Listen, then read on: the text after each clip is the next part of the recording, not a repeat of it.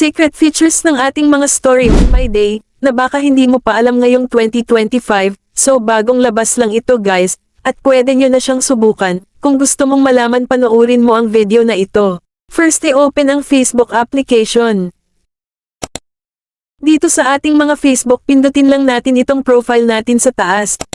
Then pindutin ang add to story. Then bago tayo mag-select ng gusto nating my day, ay pindutin muna natin itong select multiple dito sa taas. Then ayan pwede na tayong mag-select ng mga pictures na gusto nating my day, kahit ilan yan guys mag-select lang kayo. Kailangan kasi ay 2 or more pictures para mapagana natin itong bagong feature sa My Day natin. Then kapag nakapag-select na tayo ay pindutin na natin itong next dito sa baba. At ayan makikita na natin itong clip mashup dito sa baba, so eto na yung kailangan nating pindutin.